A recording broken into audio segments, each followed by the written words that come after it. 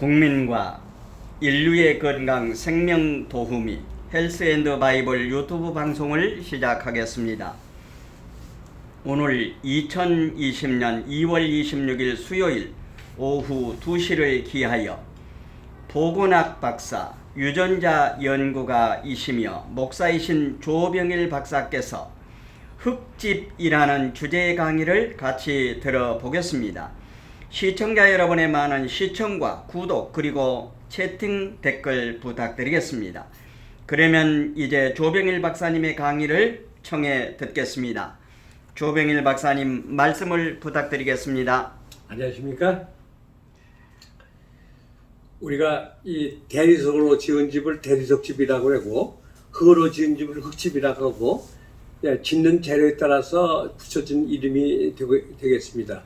근데 사람은 흙으로 만들었다고 성경 가운데 말을 했습니다. 우리가 성경 말씀 창세기 2장 7절에 이렇게 말씀했습니다. 제가 읽어드리겠습니다. 여호와 하나님이 땅의 흙으로 사람을 지으시고 생기를 그 코에 불어넣으시니 사람이 생명이 된지라 이렇게 말씀합니다. 여기 보니까 그 사람을 만든 원료가 성경 가운데는 흙이라고 말씀했습니다. 근데 우리는 흙집입니다. 그래서 우리가 죽을 것 같으면 뭘로 돌아갑니까? 당장 흙으로 돌아가지 않습니까? 왜냐하면 흙에서 지음을 받았기 때문에. 그래서 우리 사람의 몸의 원소가 17가지 원소가 있는데 흙의 재료하고 똑같은 원소가 사람의 재료입니다. 그래서 그와 같은 사람의 재료를 보다는 사람이 하나님의 흙으로 지은 집이라는 것을 우리가 알 수가 있는 것입니다. 근데 여러분들 어떻게 그러면 이와 같은 일들이 일어나는가 하는 데 대해서 우리가 좀 생각을 해 보겠습니다. 여러분들 이 세상에 이 인간의 생명을 유지하는 데는 유지하는 재료들이 흙과 빛과 공기와 물과 인산입니다. 근데 이와 같은 것들이 이제 다 흙에서 나오는 것들인데 특별히 그 중에 이 빛이라고 하는 것은 모든 창조의 원료가 되고 있습니다. 우리가 에베소 5장 13절에 볼 것 같으면요, 눈에 보이는 것은 다 빛으로 만들어졌다 그렇게 나와 있습니다. 그래서 우리가 여러분이 나를 봐도 내가 이제 흙으로 만들었지만 그걸 또 쪼개고 하는 원료가 결국 빛에 의해서 거의 만들어진 것을 알게 되는 것입니다. 그리고 우리가 이 모든 물질의 기본 단위를 원자라고 그러지 않습니까? 원자도 결국은 쪼개면 제일 마지막으로 남는 걸 코어크라고 하는데 코어크도 알고 볼 것 같으면 소위 그것이 빛이라는 것을 알게 됐습니다.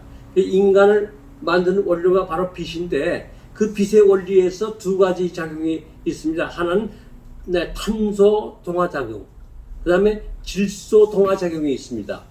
이 탄소 동화 작용을 통해서는 이제 지방을 만들고 또 이 탄수화물을 만들고 그리고 또 비타민 같은 것을 만드는 일을 하고 있습니다.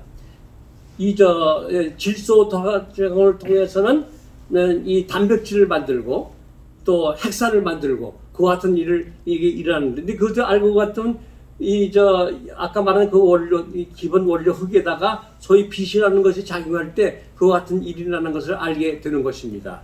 그래서 여러분들이 우리가 이 세상에서 예를 들어 탄수화물은 우리에게 포도당을 만들고 또 지방은 지방산을 만들고 또 이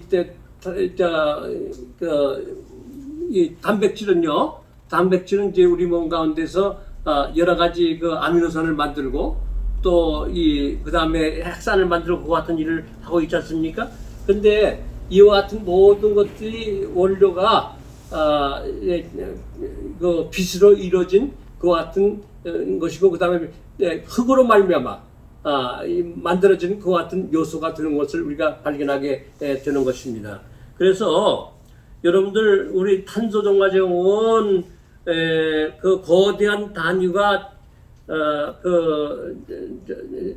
작은 단위가 되는 것을 이화작용이라고, 그 다음에 작은 것들이 큰 것이 되는 것을 동화작용이라고 말합니다. 그래서 동화작용을 통해서 또 이하작용을 통해서 우리 이 물질이 순환하게 되어 있습니다. 물질이 순환하면서 거기서 만들어지는 것을 연력학의 제일 법칙이라는데 이 학자들이 보니까는 이와 같은 모든 과정의 순화하는 과정을 통해서 어떤 것이 발견된 것 같으면 6,000년 전에 있는 물질의 양과 6,000년 후에 있는 물질의 양의 질량이 똑같더라고요.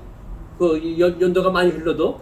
근데 다만 뭐만 다르냐면 액체, 기체, 고체 모양만 변경되더라 이 말씀입니다. 그래서 이와 같은 것들이 소위 만물의 순환 법칙으로도 이상이 이루어지는 것을 우리가 발견하게 되는 것입니다. 그래서 이와 같은 일을 통해서 하나님께서 한 가지 창조적인 일을 하시는데 세포 속에 핵이 들어있는데 핵에 뭐냐면 DNA가 들어있습니다. DNA는 그 핵산이라고 말을 하는데 DNA가 이 모든 이 생명을 관장하는 것이 됩니다. 근데 거기에 보조자가 뭐냐면 RNA. RNA가 있습니다. RNA는 핵 속에 들어있는 것이 아니라 원형질 속에 들어있는 물질을 말하고 있는 것입니다. 그래서 그와 같은 물질을 통해서 이 세상에 해나가는데 그 RNA가 DNA가 어떤 일을 만들어가는가 하는 것을 학자들이 DNA 연구를 통해서 발견해 보니까요. 첫째는요.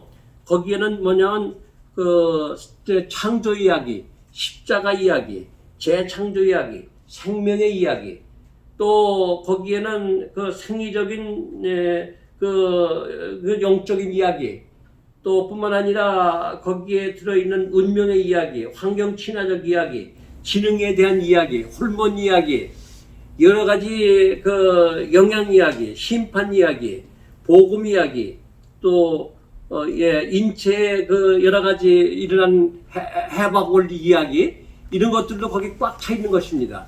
근데 우리는 그것이 일반적으로 그걸 그냥 물질만으로 생각하고 하나의 그 여행소로만 생각하는데 그 속에 들어가서 유전자 세계를 들여다보니까는 거기에는 수많은 인생 이야기가 들어있더라 이 말입니다. 미래 이야기도 들어있고 또 우리가 어떻게 살 것 같으면 미래가 영생으로 연결될까 이런 것들이 다 그 속에 연결된 이야기가 있는 것입니다.